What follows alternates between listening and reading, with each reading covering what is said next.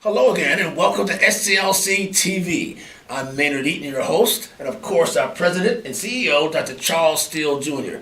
A sad passing of a civil rights legend this weekend. Dr. Steele?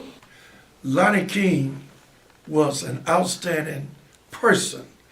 Let's alone talking about his leadership and the historicity that he brought to the civil rights community. The Atlanta student movement. I was talking about students yesterday. He's the one that lets kids from the Atlanta Student Center and the schools here in Atlanta downtown, right? That's right, absolutely. And you know, Atlanta always get criticized for not being involved in the movement. That was the movement here in Atlanta. The student movement that was led by not only Lonnie, but many others. Julian Bond. Julian Bond, absolutely. And the history is there at Pascal's restaurant. Right. But the point being also, he was one of the founders of SNCC. Many people don't know that. So Lonnie King was a treasure and still is, even though he had his transition a few days ago. But the memory and the legacy of that movement led by Lonnie and others in Atlanta and throughout the South in terms of SNCC. I tell my students, we can't forget what came before us. I mean, these are legends, people who paved the way. Others may be coming on, but these folks made a difference too, did they not? Well, you can never forget about your history, or you will most definitely repeat it.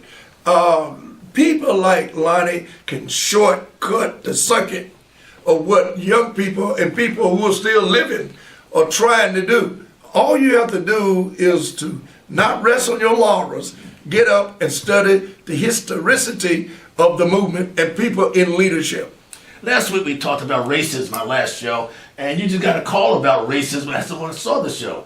This week in the Bloomberg News, a story saying black executives complain about inequality. That kind of startled you, did it not? Right. I had a documentation here, as you mentioned, from the Bloomberg report.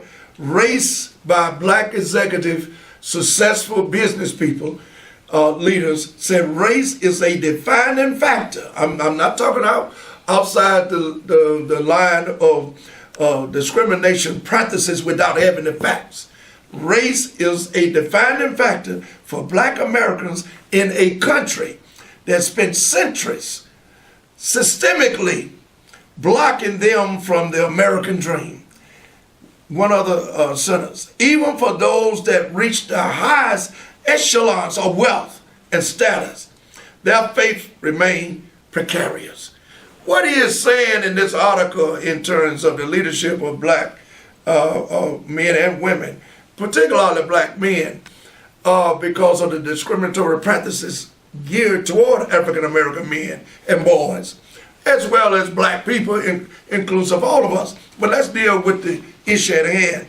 What they're saying, because of our training, because of this system, saying you need to be qualified, certified, get yourself ready, preparation. They're saying we have done this. They've been successful. Been successful. But the avenue of the upper mobility of success economically is still racial. We have more racism in the economic aspect of what we're doing in business.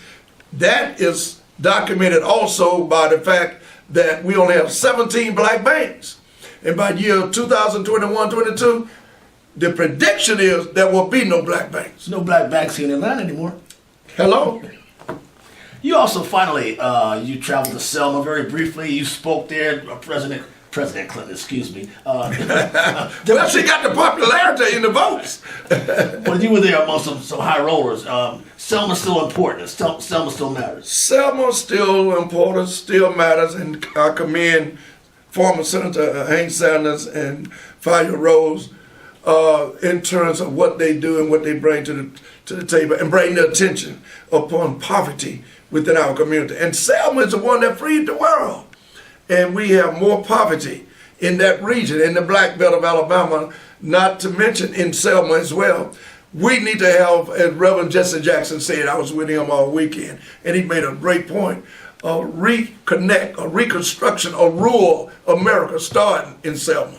Speaking of that, we were remiss. We didn't mention the tornado that ripped through Alabama. And talking about reconstruction, they're going to have to build their lives all over. My Lord, as you know, Maynard, we have a division, a devastation division here at SCLC, because my philosophy always, when I'm working and giving my speeches, is that a storm just left, a storm is in our present, and another one is on the way. And here we are. Economic storm, supernatural storms, this asterisk type of living from day to day, we must band together. That was Lee County, Auburn, Alabama, where we had the last storm the last few days. Former state senator of Alabama yourself. Ladies and gentlemen, this has been SCLC TV for this week. I'm Maynard Eaton.